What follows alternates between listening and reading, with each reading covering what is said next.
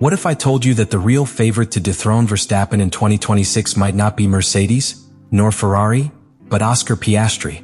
Because while almost the entire paddock was distracted watching the initial dominance of other teams, something happened in Miami that could completely change the future of Formula One.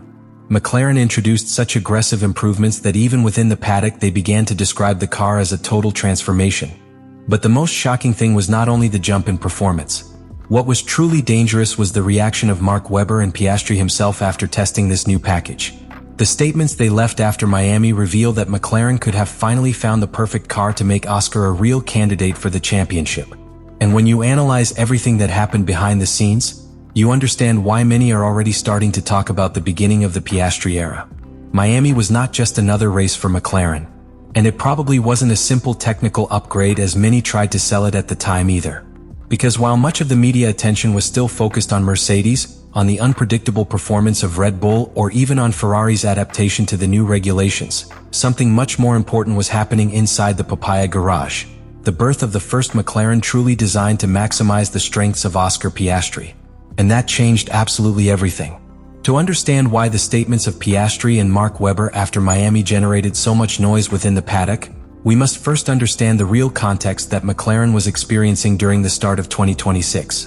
Although the team arrived as one of the favorites after the enormous growth shown since 2024, the transition to the new technical regulations once again completely shook the competitive order of Formula One.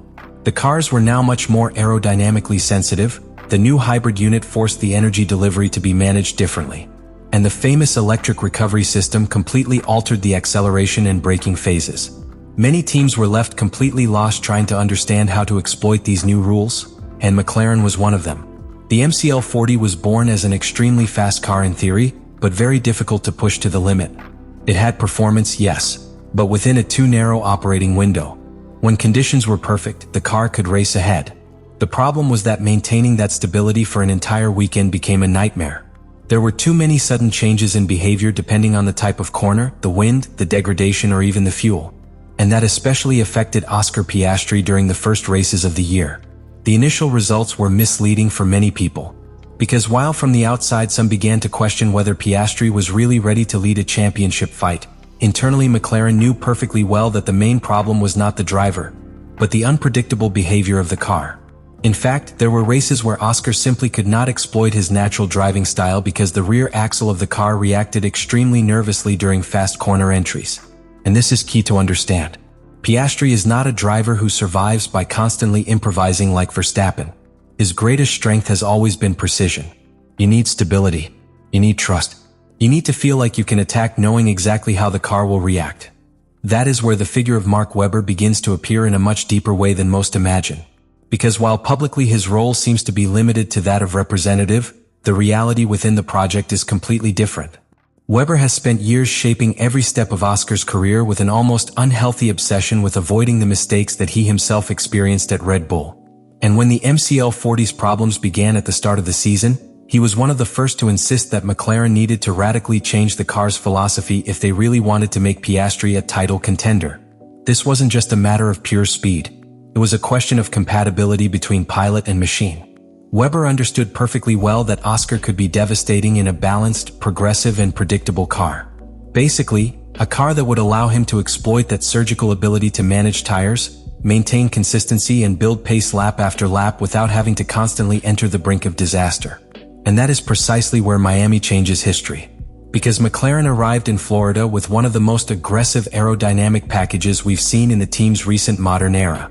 7 major modifications spread across virtually all critical areas of the car. New floor, new pontoons, changes in the brake ducts, complete check of flow to the rear, refrigeration adjustments, structural modifications to increase aerodynamic stability at different heights of the car. It was not a normal evolution. It was practically a complete reconstruction of the initial MCL40 concept. And most importantly, they weren't just looking for more downforce. The real goal was to expand the car's operating window, make it more stable, more manageable, more consistent. Exactly what Oscar needed. The impressive thing is that the change began to be noticed immediately. From the first runs in Miami, the car showed a completely different behavior in fast and medium corners. The rear end didn't seem so nervous anymore. The balance was much more progressive. The weight transfer was much cleaner. And that allowed Piastri to start driving in a totally different way. More aggressive in entry, more precise in support, more constant in long rhythm. It was as if suddenly the car finally spoke the same language as him. And the more the MCL40 evolved towards a more stable and progressive platform, the more Piastri began to stand out in an extremely dangerous way. Because Oscar has a characteristic that many drivers simply do not possess. When he finds complete confidence in the car, his margin for error practically disappears. You don't need to overdrive. You don't need to constantly correct. You don't need to drive on the edge of chaos to extract performance. His driving begins to seem clean, almost cold, but brutally effective. And that began to be seen very clearly after Miami. Within McLaren, they began to detect something very important in the race simulations and telemetry analyses. While other drivers suffered further degradation when trying to attack with the new aerodynamic package, Piastri managed to maintain an extremely consistent pace for long stints without destroying the tires. This is absolutely key to a modern championship fight.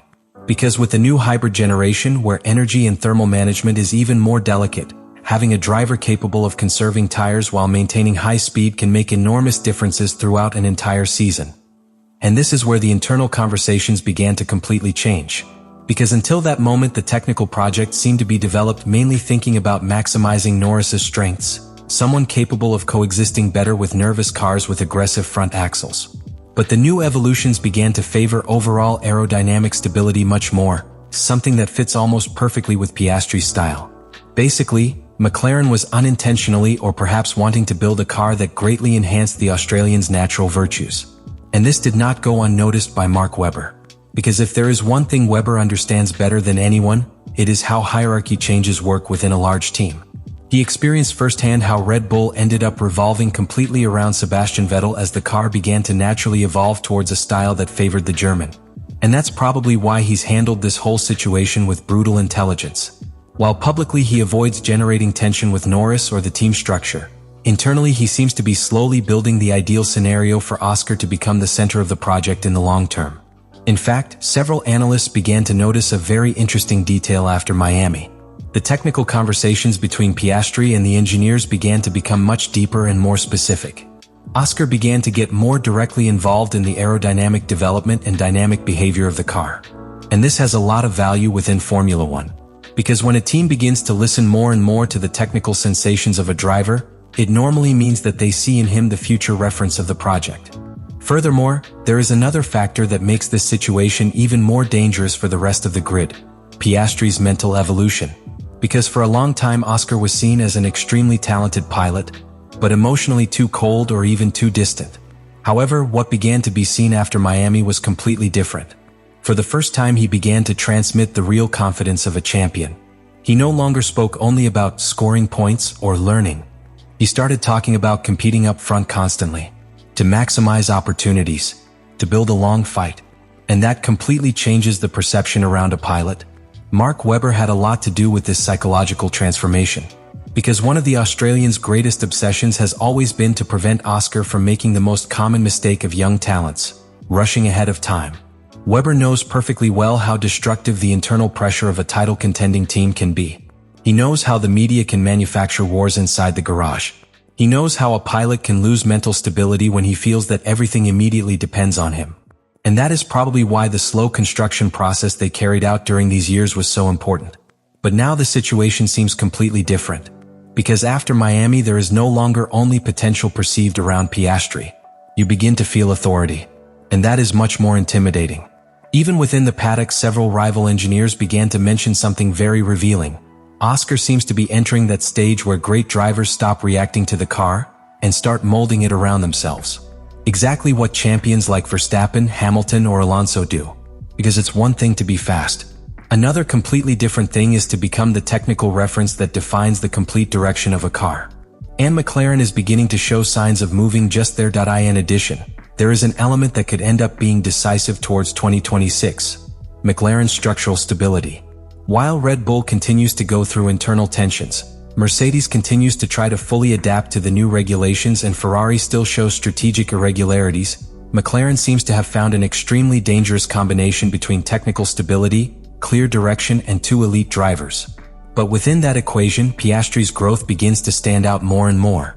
Because if Piastri continues to grow at the current rate and the next evolutions continue to favor this technical direction, McLaren sooner or later will have to make uncomfortable decisions. Especially because the difference between a competitive team and a championship team often depends on clearly defining who leads the project when the real fight for the title comes. Let me know in the comments what you think about all this.